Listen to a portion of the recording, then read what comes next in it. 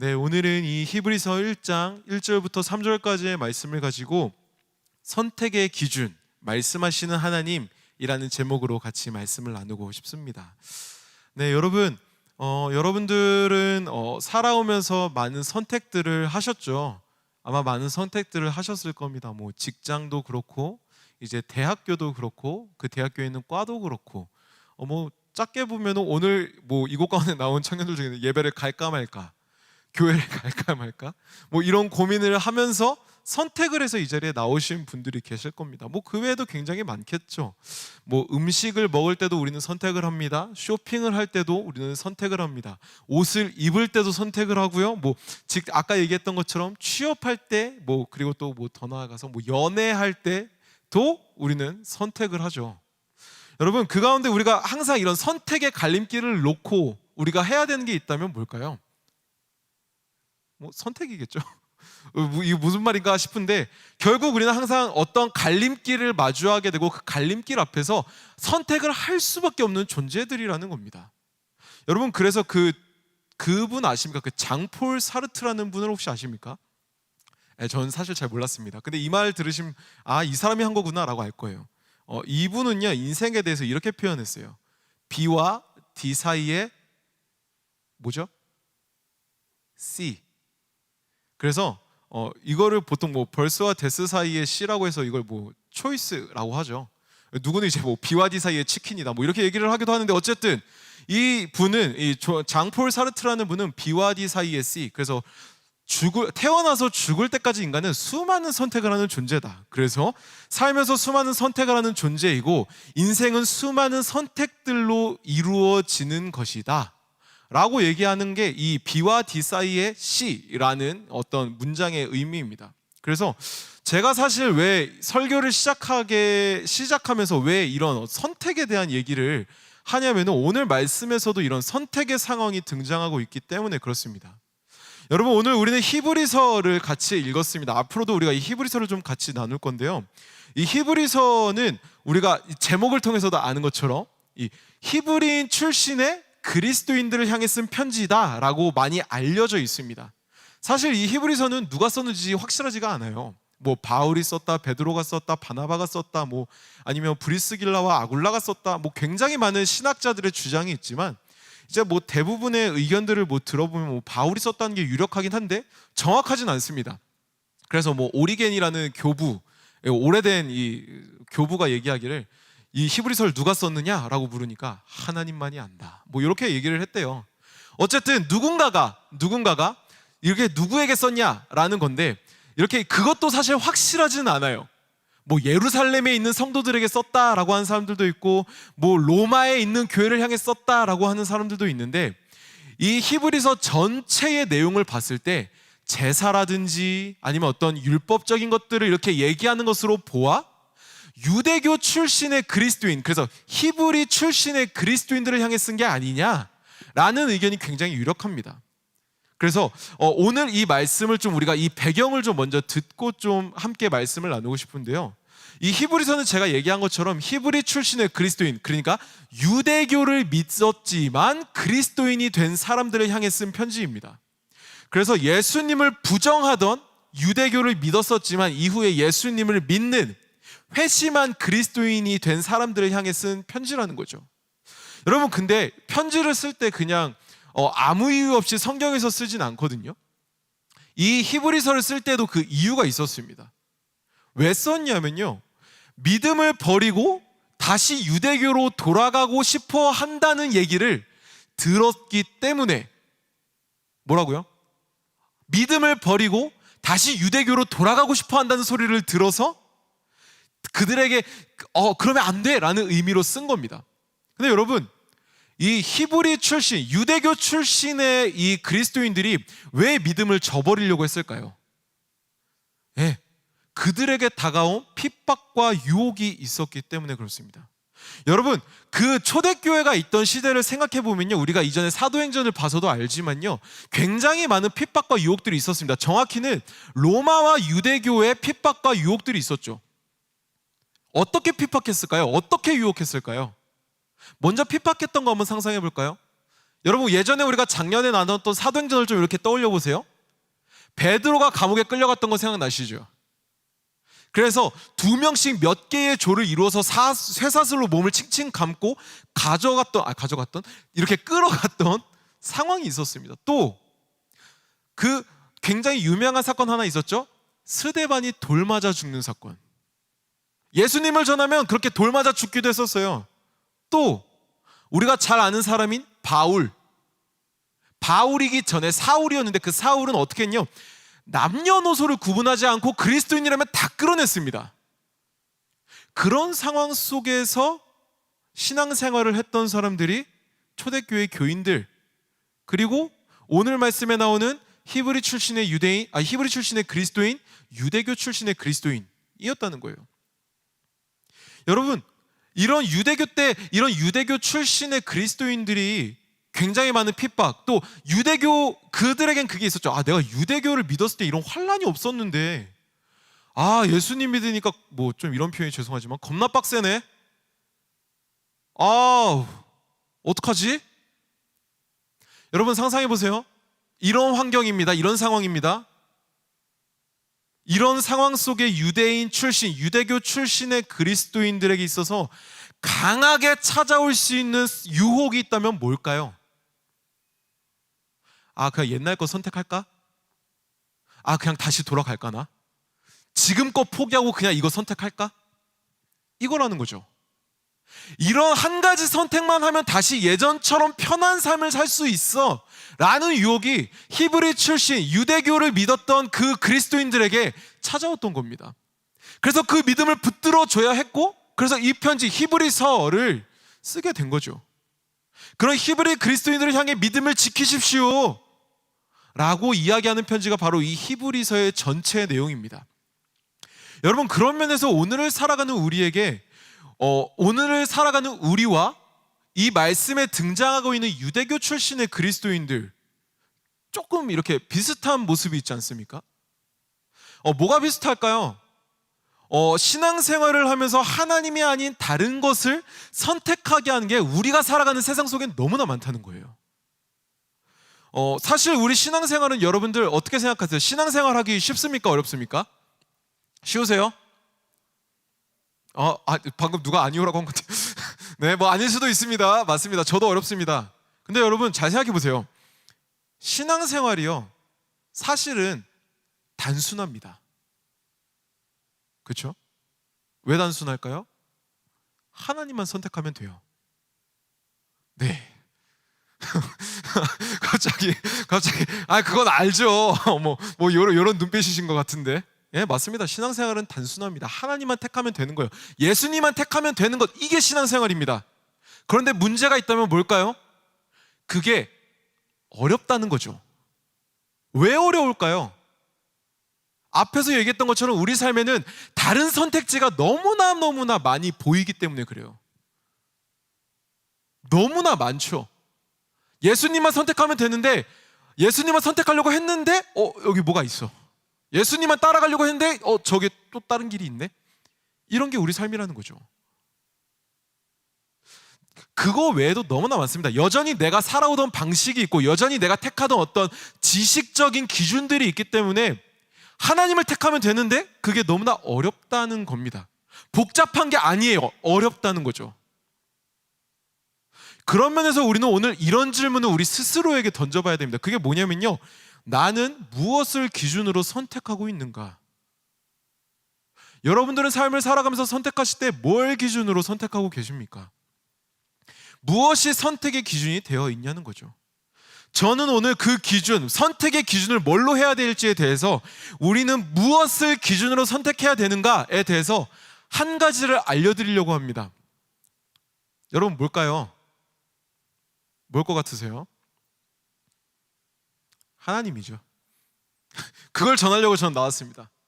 근데 여기서 더 나아가셔야 됩니다, 여러분. 하나님을 기준으로 선택하는데 왜 하나님으로 선택해야 됩니까? 습관적으로 하나님을 택한다는 것이 아닙니다. 습관적인 신앙을 좀 이제 고민하는 신앙으로 바꾸자는 겁니다. 여러분, 왜 하나님을 택하실 거예요? 이 질문에 대한 답이 있으신가요? 예, 없으시다면 잘 오셨습니다.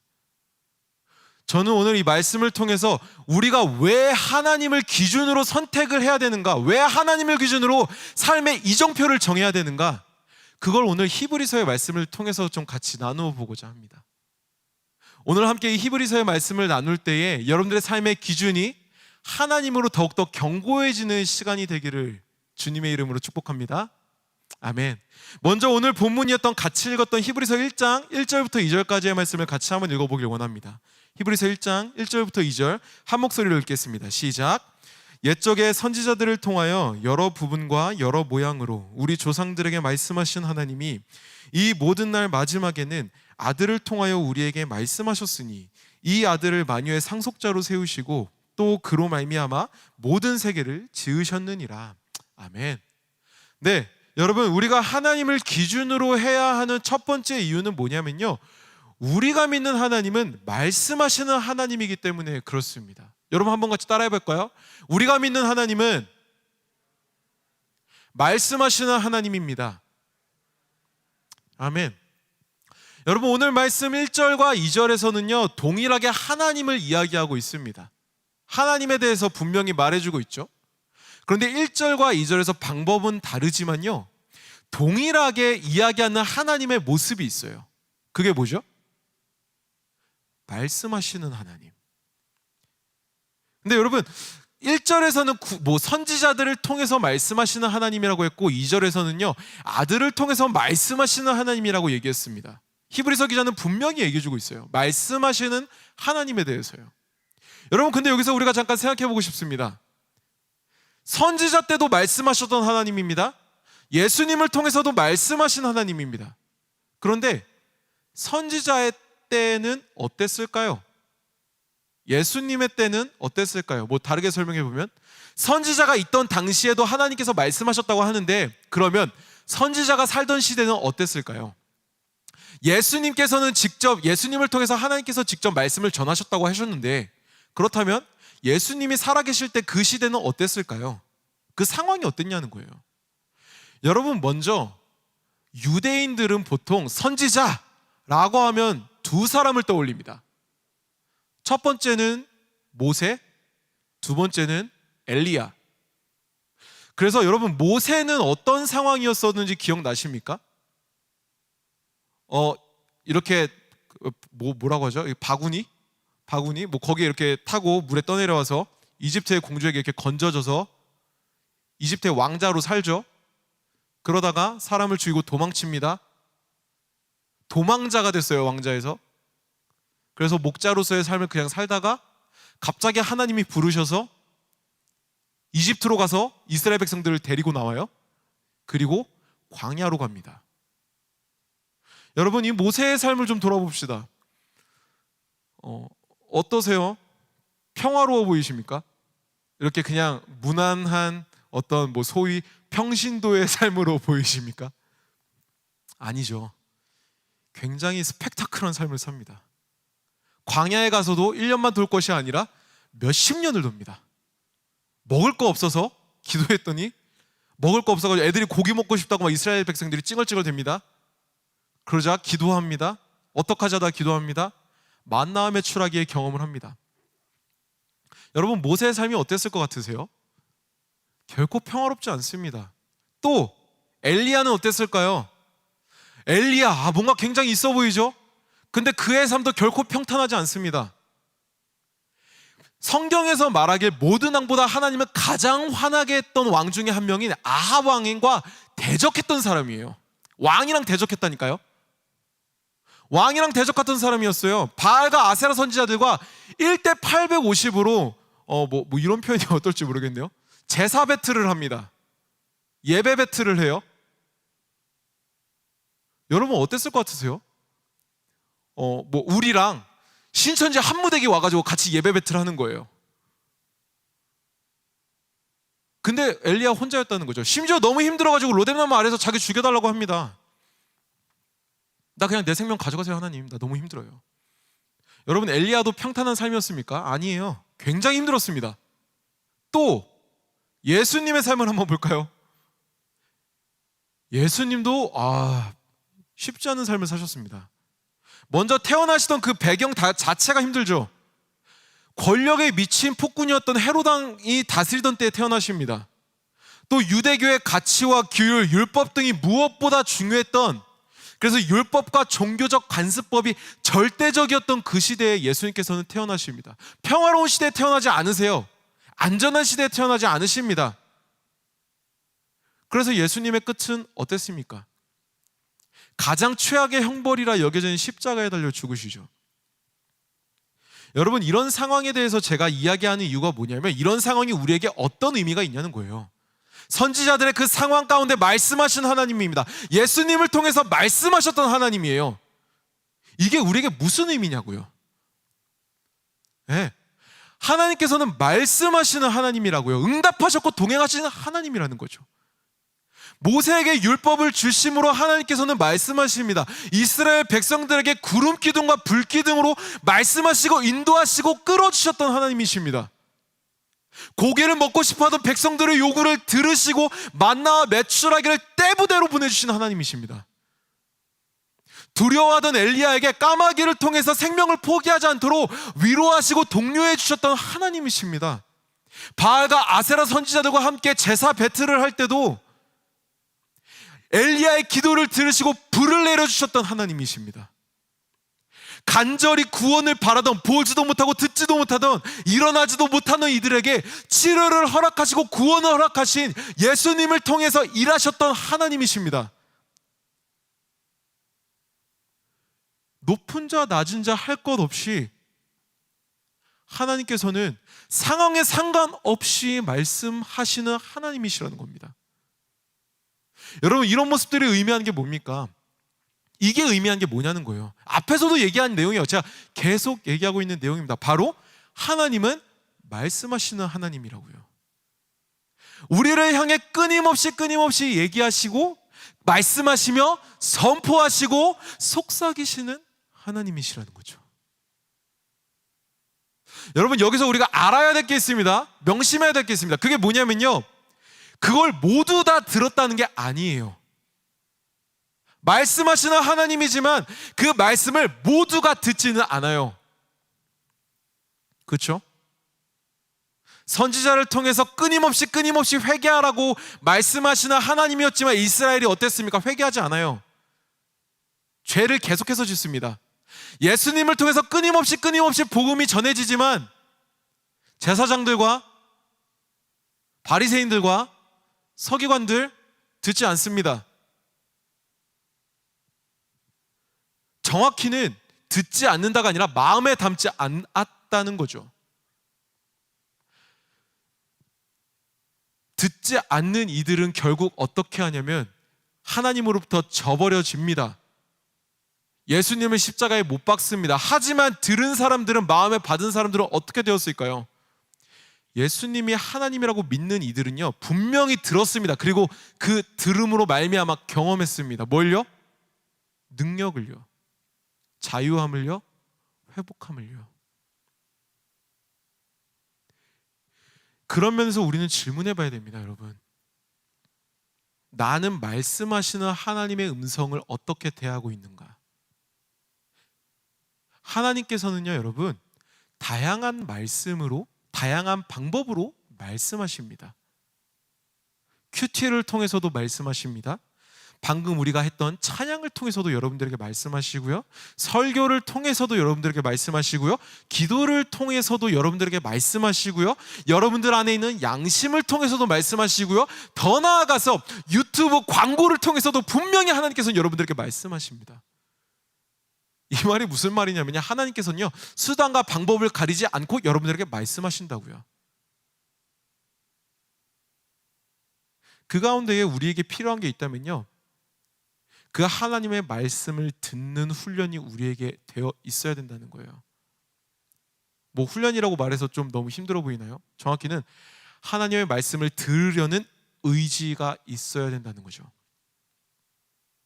만약에 여러분들 가운데 하나님의 음성이 들리지 않는다면요, 이게 하나님의 소리인가 아닌가 구분이 안 된다면요, 먼저 여러분들 스스로를 점검해 보셔야 돼요. 뭘 점검해 봐야 될까요? 평소에 내가 하나님의 음성을 듣고 싶어 하는가? 내가 그 음성에 관심이 있나? 관심이 없다면 왜 관심이 없나? 요거부터 먼저 점검해 보셔야 돼요. 뭐가 더 듣고 싶은 소리인지 분별해 보셔야 된다는 거죠. 하나님의 뜻에 합한 가까운 삶을 살려 노력했다면, 이거를 다른 표현으로 깨어 있으려고 노력을 했다면요, 하나님의 말씀하심을 듣기 훨씬 수월하실 겁니다. 하지만 그렇지 않다면, 그 반대였다면 하나님의 말씀을 듣는 것이 조금은 어려우실 수 있습니다. 왜냐하면 하나님과 이렇게 떨어져 있었기 때문에, 뭐가 하나님 소리인지 경험해 본 적이 없기 때문에. 이 소리가 하나님의 소리인가? 세상의 소리인가? 내 안에서 올라오는 어떤 욕심의 소리인가? 욕망의 소리인가? 아니면 두려움의 소리인가? 구분이 안 된다는 거죠. 여러분, 우리는 하나님과 멀어진 마음을 다시 이렇게 좀 돌이켜야 됩니다. 다시 하나님에게로 가까이 나아가야 됩니다. 여러분, 우리가 믿는 이 개신교 기독교에서는요, 하나님에게 멀어진 마음을 다시 돌이키는 것을 뭐라고 하냐면 회개라고 합니다. 그렇죠? 한 단어로 회개라고 합니다. 근데 여러분, 이 회개의 개념에서 굉장히 중요한 게 있어요. 생각만으로 끝이면 안 돼요. 잘못된 그 자리를 벗어나서 다시 하나님 곁으로 와야 돼요. 하나님이 여기 계시고 하나님의 뜻이 여기 있는데 내가 여기까지 왔다고 칩시다. 그러면 잘못됐다는 걸 알았어요. 돌아선 것까지 좋아요. 여기서 끝나면 안 된다고요. 그 자리를 벗어나야 된다고요. 이게 회개의 열매, 삶에서 맺어야 될 열매, 삶으로 나타나야 될 신앙생활이라는 겁니다. 여기까지가 진짜 회개라는 거예요. 이게 여러분들의 삶 가운데 일어나야 된다는 거죠. 그 회개가 일어날 때 여러분들에게 하나님의 음성이 들릴 줄을 믿습니다. 하나님에게 가까이 나아갈 때 여러분들에게 하나님의 마음이 느껴지고 하나님의 음성이 들리며 하나님의 뜻이 따르게 될 줄 믿습니다. 이 시간 여러분들을 좀 이렇게 도전합니다. 하나님의 말씀을 듣기 위해 노력하는 여러분들이 되기를 주님의 이름으로 축복합니다. 큐티하는 여러분들이 되기를 축복합니다. 갑자기 아멘 소리가 작아지는 것 같아요. 다시 한번 할게요. 큐티하는 여러분들이 되기를 축복합니다. 찬양을 듣고 고백하는 여러분들이 되기를 축복합니다. 신앙 서적을 찾아 읽는 여러분들이 되기를 축복합니다. 그래서 하나님의 말씀하심을 듣고 따라가는 이 시대의 그리스도 청년들이 되기를 주님의 이름으로 축복합니다. 아멘. 이 시간 다음으로 함께 읽을 히브리서 1장 2절부터 3절까지의 말씀을 우리가 다시 한번 같이 좀 읽고 싶습니다. 히브리서 1장 2절부터 3절 한 목소리로 읽도록 하겠습니다. 시작.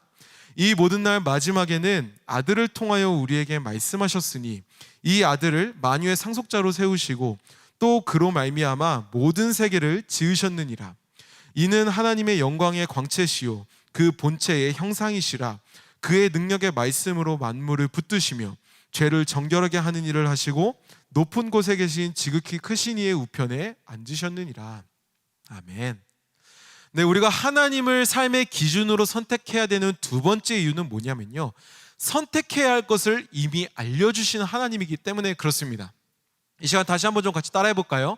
선택해야 할 것을 이미 알려주신 하나님. 네, 그렇다는 거예요. 여러분 혹시 이렇게 뭐 회사에서 일하시면서 또 이렇게 여러 뭐 과제들을 하시면서 좀 이런 경험을 해보신 적 있습니까? 제가 예를 들어볼게요. 우리가 지금 센트럴 워십을 드리고 있으니까 센트럴 프로젝트 보고서를 낸다고 합시다. 그럼 그 보고서 파일에 이렇게 되겠죠? 센트럴 프로젝트 보고서라고 하고 제출을 합니다. 근데 위에서 컨펌이 안 나요. 다시 내려옵니다. 그러면 센트럴 프로젝트 보고서 최종이라고 다시 보고서를 하고 다시 올립니다. 그 이름에 원래 이름으로 되겠죠? 그래도 또 반려가 됩니다. 그러면 이제 뭐라고 될까요? 센트럴 프로젝트 보고서 진짜 마지막 최종. 올립니다. 내려옵니다. 그러면 또 이제 수정을 하겠죠. 그럼 그 파일에 뭐라고 달릴까요? 센트럴 프로젝트 보고서 진짜 마지막 최종 1. 네, 뭐 1, 2, 3, 4 뭐 이렇게 빨리 끝나면 좋겠지만 그게 쉽지 않을 때가 있다는 거죠. 저도 그런 경험이 있었고요. 어쨌든 여기서 여러분 한번 생각해 봅시다. 이 파일을 제출할 때 진짜 마지막 최종 보고서는 뭘까요? 진짜 뭐 레알 마지막 찐 최종 보고서는 마지막에 통과된 보고서가 진짜 최종 보고서겠죠. 예, 그렇지 않습니까? 이런 어떤 중간에 최종을 위해서 추가와 수정을 위한 컨펌 시기가 지나고 결국 마지막에 제출하게 되는 파일이 진짜 보고서라는 거예요. 그 마지막에 제출할 보고서를 위해서 필요한 자료들이 이렇게 모여서 조합되다가 결국 마지막 최종이 나오게 된다는 거죠. 그러면서 처음에 만든 파일과 마지막에 만든 파일 중에 여러분 뭐가 더 완전할까요? 마지막에 만든 파일이 더 완전하겠죠? 이건 당연한 겁니다. 처음에 만든 파일들이 잘못되고 틀린 건 아니에요. 하지만 결국 최종을 향해서 점점 더 완전해진다는 거죠. 여러분 사실 제가 이 어떤 보고서 이런 어떤 에피소드를 얘기한 이유가 뭐냐면요, 방금 읽은 본문에서도 이 히브리서 1장 2절 3절의 본문에서도 이와 비슷한 개념이 등장하기 때문에 그렇습니다. 여러분 히브리서를 보면 1절에서는 이렇게 얘기하고 있습니다. 옛적 선지자들을 통해 여러분과 여러 모양으로. 그 뒤에 2절 앞부분에서는 또 이렇게 나와요. 이 모든 날 마지막에는. 여러분 기억나십니까? 뭐가 기억나냐면 예수님이 오시기 전에 구약 성경을 이렇게 보면요, 하나님께서는 말씀하시는 방법이 굉장히 다양해요. 뭐 꿈을 통해서 말씀하실 때도 있고 진짜 음성으로, 아니면 저 아까 얘기했던 구름기둥 불기둥으로 얘기하실 때도 있고, 뭐 목사님께서 1, 2부 예배 때 말씀하신 것도 있지만 다니엘서에서 이제 손가락으로 직접 글씨 쓰셔서 말씀하시기도 하고 굉장히 다양합니다. 이런 다양한 방법으로 다양한 사람들에게 선지자로 하여금 하나님께서는 말씀을 전하셨다는 거죠. 이후 시간이 지나서 신약 시대에 와서는 하나님의 아들이신 예수 그리스도께서 직접 하나님의 복음을 전하셨다는 겁니다. 여러분 생각해 보고 싶습니다. 한번 생각해 봅시다. 선지자들이 여러 부분과 여러 모양으로 말한 것들과 아들 하나님이신 예수 그리스도께서 마지막에 직접 오셔서 말씀하신 것, 이 두 가지 중에 뭐가 더 완전할까요? 뭐가 더 최종 파일일까요? 예, 마지막이겠죠. 잘 아셔야 됩니다.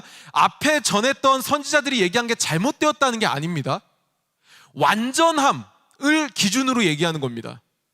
선지자들이 전했지만 부분적으로 전한 내용들을 마지막 날에 하나님께서 아들 하나님이신 예수 그리스도를 보냄으로 완전한 복음을 전하셨다는 거죠. 조금 이해가 어렵다면 다른 얘기를 한번 해볼까요? 여러분 스파이더맨 보신 분 계십니까? 난 스파이더맨을 봤다. 뭐죠 시리즈가? 노웨이 홈? 저는 아직 못 봤습니다. 보신 분 계십니까? 네. 좋습니다. 저는 못 봤는데 부럽네요. 근데 저 예고편은 봤습니다. 여러분 저는 예고편을 봤지만 영화는 못 봤어요. 본편은 못 봤어요. 그러면 저는 영화를 본 겁니까? 아니죠. 예고편 봤다고 영화를 봤다고 할 수는 없습니다. 이거랑 똑같다는 거예요. 예고편들은 영화의 한 클립을 잘라와서 만든 거죠.